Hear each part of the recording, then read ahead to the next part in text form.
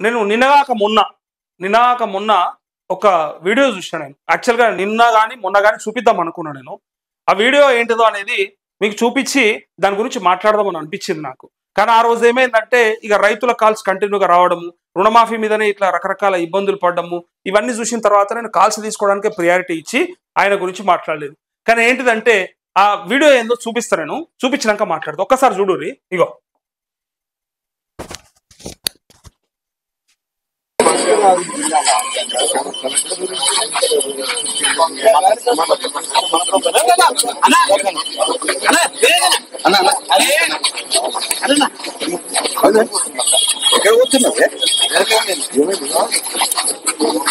పోలీసుల common sense ఉండదా?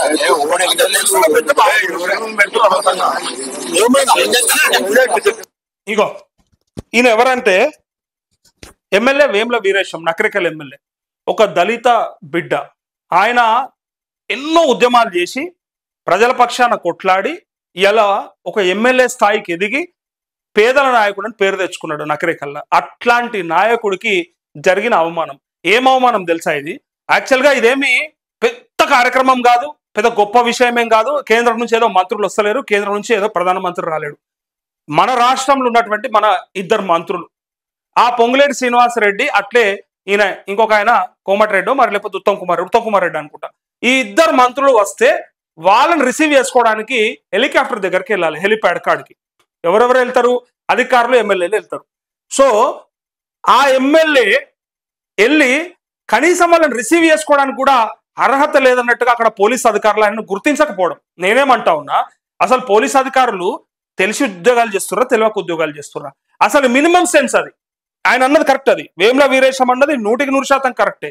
ఎందుకంటే మినిమం సెన్స్ లేకుండా, మినిమం కామన్ సెన్స్ లేకుండా ఉద్యోగం చేస్తుండంటే ఆ జిల్లా మరి పోలీస్ యంత్రాంగానికి ఎవరు ఎమ్మెల్యే, ఆయన డైరెక్ట్ ఎవడు ఎమ్మెల్యే ఎవడైందో తెలుస్తలేదా వాళ్ళకన్నాడు. ఒక ఎమ్మెల్యేని పట్టుకుని అట్లా గుర్తించకపోవడము, గుర్తుపట్టకపోవడం. అక్కడ కనీసం పక్కపొంటి ఉన్నది ఎవరు? మన బీర్ల ఐలయ్య ఉన్నాడు, బీర్ల ఐలయ్యతో పాటు కుమ్మం అనిల్ కుమార్ రెడ్డి ఉన్నాడు, నల్గొండ జిల్లా ఎమ్మెల్యేలు. సో ఇట్లాంటప్పుడు భువనగిరి ఎమ్మెల్యే ఒక ఆయన, ఈయనేమో ఆలేరు ఎమ్మెల్యే, ఈయన నకరికల్. సో వాళ్ళు ఉన్నప్పుడు మరి పక్కపొంటి వాళ్ళే పిలుస్తా ఉన్నారు, అన్న వీరేశం అన్న రా అని చెప్పి. కానీ పోలీస్ అధికారులు నిజంగా కావాలని చేసిరా, లేకపోతే నిజంగా ఇది ఏదైనా వివక్షణ అనిపిస్తుంది. నిజంగా అంటే బాధ అనిపిస్తుంది. ఈ మాట చెప్పాలంటే బాధ అనిపిస్తుంది. మనం అధికారం ఎవరి చేతిలో పెట్టి, అధికారం అగ్రవర్ణాల చేతిలో పెట్టి, నేను ఇది మళ్ళా క్లియర్ గా చెప్తా ఉన్నా, అగ్రవర్ణాల మీద ఏ వ్యతిరేకత లేదు. కానీ ఇక్కడ జరుగుతున్న వివక్షను చూస్తే ప్రశ్నించాలనిపిస్తా ఉంది. అగ్రవర్ణాల చేతుల అధికారాలు పెట్టి వాళ్లకు రాజ్యాధికారం అప్పచెప్పి ఇవాళ మనం ఇట్లా అవమానాల పాలు కావడానికైనా మన బతుకులు? బీసీలై, బడుగులై, ఎస్సీలై, ఎస్టీలై, ఇదేనా మన బతుకులు? ఇట్లా కావాలన్నా ఇట్లా ఉండాలా? మనం ఓట్లేపించి, మనం చేపించి, మేము సగం మాకు సగం అంటాము, మేమెంతో మాకంత రావాలని చెప్తాము, బీసీలము, బడుగులము, ఎస్సీలము అన్నాక కూడా మనకు అధికారం రాదు. తీసుకపోయేమో వాని కోట్లేసి ఇవాళ రిజర్వేషన్లకు వాడిని బతిమలాడుకోవాలి, మనకేమైనా పథకాలు రావాలంటే వాడిని బతిమలాడుకోవాలి, మనకు పదవులు రావాలంటే వాడిని బతిమలాడుకోవాలి, మనకు టికెట్లు రావాలంటే వాడిని బతిమలాడుకోవాలి. ఫైనల్ గా మనకు ఆత్మగౌరవం కూడా వాడి పెట్టిన భిక్ష అన్నట్టు అయిపోయింది మన బతుకులు. ఎస్సీ, ఎస్టీ, బీసీల గురించి చెప్తా ఉన్నా నేను. అగ్రవర్ణాలు పెట్టే భిక్ష లెక్క అయిపోయింది మన ఆత్మగౌరవం. ఇదన్నా సోయి ఉండాలి, కొంచెమన్నా ఇయ్యాలన్నా మారాలి. నాయకులు కానీ లేకపోతే ప్రజలు కానీ ఆలోచన చేసుకోవాలి, మనం ఎందుకున్నాము. మనమే గనక పరిపాలించే శక్తి మన చేతిలో ఉంటే, మనమే గనక పరిపాలించే అవకాశం ఉంటే ఇలా మనల్ని మనం చూసుకుంటామా, చూసుకోమా?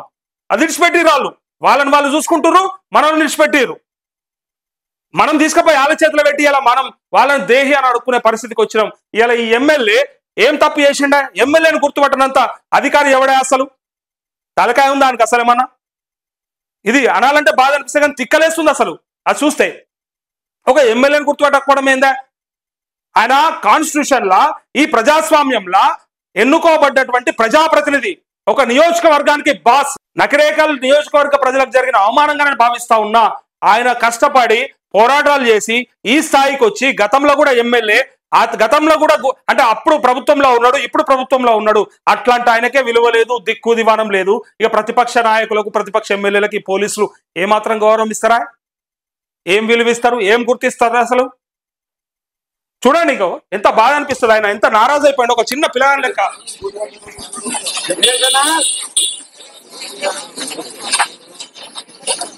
ఇంత ఇంత అవమానించి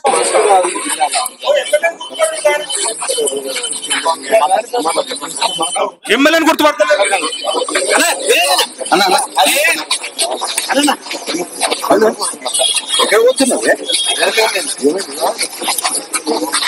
పోలీసుల కామన్ సెన్స్ ఉండదా?